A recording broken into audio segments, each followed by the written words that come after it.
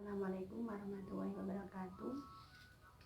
Di sini saya akan menjelaskan bab tentang munakahat atau fikih pernikahan. Secara bahasa, nikah berasal dari bahasa Arab yang bermakna ad-dumu wat tadahulu. Tergantung juga makna ad-dumma wal jam'u atau ibaratu anil wat'i wal aqd yang bermakna bersetubuh, berkumpul, dan akad. Kata nikah merupakan kata asli syar'i atau Al-Quran yang diadopsi oleh bahasa Arab itu sendiri, sehingga menjadi kata kebiasaan bagi kaum muslimin untuk menyatakan pernikahan. Menurut terminologi, menikah adalah aqdu yatadommana ibahatan wad'in bilafdin inkahin au tazwijin au tarjamihina, yang artinya nikah adalah suatu akad yang mengandung unsur kebolehan dalam melakukan hubungan badan dengan terlebih dahulu mengucapkan lafaz nikah atau tajwid atau perkawinan atau berjima, berkumpul antara keduanya, yaitu suami istri. Dengan kata lain, suatu akad suci dan luhur antara laki-laki dan perempuan yang menjadi sebab sahnya status sebagai suami istri dan dihalalkannya hubungan seksual dengan tujuan untuk mencapai keluarga yang sakinah, mawaddah, dan warahmah. Adapun hukum pernikahan sendiri itu dibagi menjadi 3, yaitu yang pertama wajib, yang kedua sunnah, yang ketiga mubah, dan yang keempat makruh, dan yang kelima haram dengan alasan tertentu. Rukun pernikahan itu sendiri diantaranya yaitu adanya calon pengantin wanita dan juga pria. Yang kedua, adanya wali dari pihak calon pengantin wanita. Yang ketiga, adanya lafaz akad nikah atau ijab qabul. Yang keempat, adanya 2 orang saksi. Adapun syarat-syarat nikah yang bagi calon suami yaitu 1. Beragama Islam, 2. Berjenis kelamin laki-laki, yang ketiga ada orang atau identitas yang jelas, yang keempat adanya persetujuan untuk menikah, yang kelima tidak memiliki halangan untuk menikah. Yang adapun untuk calon istri sendiri yaitu beragama Islam, tapi ada juga yang menyebutkan bahwa mempelai wanita boleh beragama Nasrani maupun Yahudi. Yang kedua, berjenis kelamin perempuan. Yang ketiga, ada orang dan identitas yang jelas. Yang keempat, setuju untuk menikah. Yang kelima, tidak terhalang untuk menikah. Adapun syarat untuk wali nikah sendiri, yang pertama, laki-laki yang dewasa. Yang kedua, mempunyai hak perwalian atas mempelai wanita. Yang ketiga, berlaku adil. Yang keempat, beragama Islam. Yang kelima, berakal sehat. Dan yang keenam, tidak sedang melaksanakan ihram atau haji. Adapun syarat bagi saksi nikah yaitu 1. Minimal terdiri dari 2 orang laki-laki. Yang kedua, hadir dalam proses ijab qabul. Yang ketiga, mengerti maksud akad nikah. Yang keempat, beragama Islam. Yang kelima, adil dan juga dewasa. Ijab qabul dengan syarat-syarat harus memenuhi persyaratannya, yang pertama yaitu dilakukan dengan bahasa yang mudah dimengerti kedua pihak oleh pelaku akad dan penerima akad dan saksi. Ucapan akad nikah juga haruslah jelas dan dapat didengar oleh para saksi. Fikih pernikahan atau munakahat adalah salah satu ilmu yang harus dipelajari dan diketahui umat Islam pada umumnya, agar pernikahan dapat berjalan sesuai dengan tuntutan syariat agama dan menghindarkan hal-hal yang dapat membatalkan pernikahan. Melanjutkan membahas tentang ilmu mawaris. Ilmu mawaris adalah salah satu cabang ilmu yang penting dalam Islam. Ilmu yang menyangkut pembagian warisan ini memberikan ketentuan mengenai pembagian harta waris agar dapat disalurkan kepada yang berhak menerima, sekaligus mencegah kemungkinan terjadinya konflik antara keluarga. Pengertian mawaris itu sendiri berasal dari kata waris atau al-mirath waritsa, yang berarti perpindahannya sesuatu, yakni harta yang berupa materi dari seseorang yang disebut sebagai pewaris kepada orang lain dan disebut dengan ahli waris.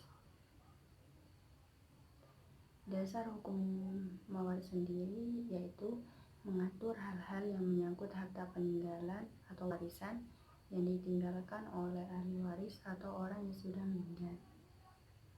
Ilmu mawaris dalam Islam mengatur peralihan harta peninggalan dari pewaris kepada nasabnya atau ahli warisnya yang masih hidup. Adapun dasar-dasar hukum yang mengatur ilmu mawaris sendiri yaitu lirijali nasibam mimma tarakal walidaini wal walin nisa'i nasibam mimma tarakal walidaini wal aqrabun mimma qalla minhu aw kasur nasibam mafruḍo.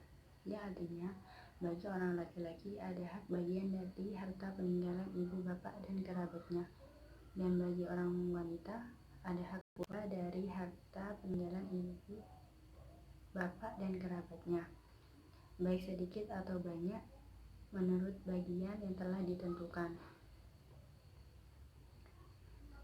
Adapun rukun dan syaratnya harus ada dalam mawaris sendiri itu ada 3.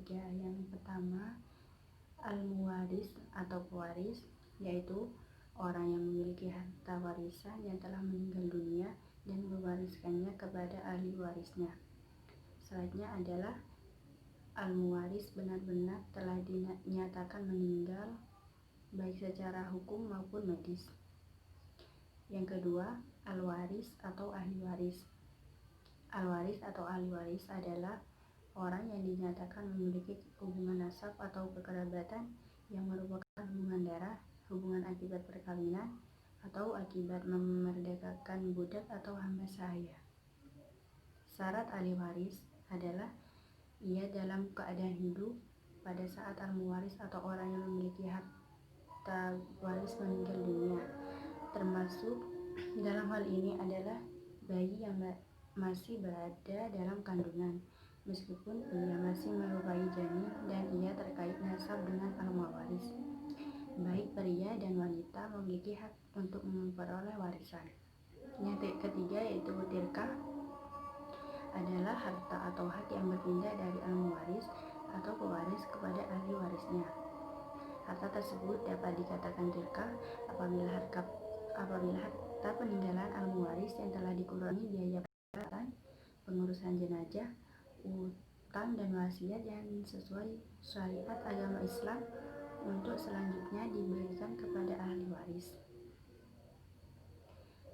Adapun sebab-sebabnya memperoleh warisannya, yang pertama yaitu adanya hubungan kekerabatan atau hubungan nasab.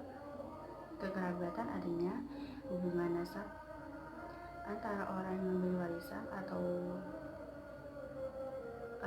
al-muwaris dengan orang yang diwarisi, dan hal ini disebabkan oleh kelahiran atau hubungan darah. Kekerabatan atau hubungan darah sebab yang paling utama dalam menerima warisan karena hubungan darah tidak dapat dihilangkan.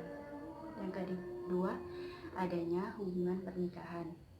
Hubungan pernikahan dalam hal ini adalah sebab mendapatkan warisan, dan hal ini terjadi setelah akad nikah yang sah dilakukan dan terjadi hubungan antara suami istri meskipun belum terjadinya persetubuhan.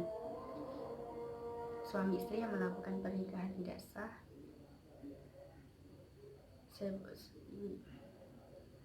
tidak menyebabkan adanya hak waris. Istri yang mendapatkan talak tidak berhak menerima warisan dari mantan suaminya. Yang ketiga, karena wala. Wala adalah sebab memperoleh warisan akibat seorang yang telah memperdekakan seorang hamba di kemudian hari, budak atau hamba sahayanya tersebut menjadi kaya. Jika bekas hamba atau budak tersebut yang dimerdekakan meninggal dunia, maka orang yang memerdekakannya berhak mendapat warisan. Ilmu mawaris itu penting untuk dipelajari bagi umat Islam agar harta warisan dapat diberikan sesuai ketentuan kepada yang berhak dan dimanfaatkan untuk hal-hal yang bermanfaat. Ada 3 macam. Yang pertama, orang-orang yang berakad atau penjual dan pembeli. Yang kedua, ma'ku alai atau benda atau barang yang menjadi objek akad. Yang ketiga, akad atau ijab qabul. Syarat-syarat jual beli. Yang pertama, orang yang melakukan transaksi jual beli harus berakal agar tidak ada tergicu atau orang gila yang bodoh tidak sah jual belinya. Yang dimaksud berakal itu yaitu dapat membedakan atau memilih mana yang terbaik bagi dirinya. Yang kedua, dengan hendaknya sendiri, bukan keadaan terpaksa. Yang ketiga, keduanya tidak membazir. Maksudnya para pihak yang mengikatkan diri dalam perjanjian jual beli tersebut bukanlah manusia yang boros atau mubazir. Sebab orang yang boros di dalam hukum dikategorikan sebagai orang yang tidak cakap bertindak. Maksudnya dia tidak dapat melakukan sendiri suatu perbuatan hukum walaupun kepentingan hukum itu menyangkut kepentingannya sendiri. Yang keempat, balik atau dewasa. Dewasa dalam Islam adalah apabila telah berumur 15 tahun atau telah bermimpi basah bagi anak laki-laki dan haid bagi anak perempuan. Syarat benda atau barang yang menjadi objek akad. Yang pertama, barangnya harus suci. Yang kedua, harus bermanfaat. Yang ketiga, barang itu harus milik sendiri. Yang keempat, mampu menyerahkan. Yang kelima, diketahui. Jika barang dan harga tidak diketahui atau salah satu keduanya tidak diketahui, maka jual beli tidak sah karena mengandung unsur penipuan. Yang selanjutnya, barang yang diakadkan ada di tangan. Adapun menjualnya sebelum di tangan, maka tidak boleh. Syarat ijab qabul, yaitu orang yang mengucapkan telah balik dan berakal. Yang kedua, qabul sesuai dengan ijab. Misalnya penjual mengatakan, saya jual buku ini 15.000, lalu pembeli menjawab, saya membeli dengan harga 15.000. Apabila antara ijab dan qabul tidak sesuai, maka jual beli tidak sah. Yang ketiga, ijab qabul itu dilakukan dalam satu majelis. Artinya kedua pihak yang melakukan jual beli hadir dan membicarakan. Penjelasan dari saya, kurang lebihnya mohon maaf. Wassalamualaikum warahmatullahi wabarakatuh.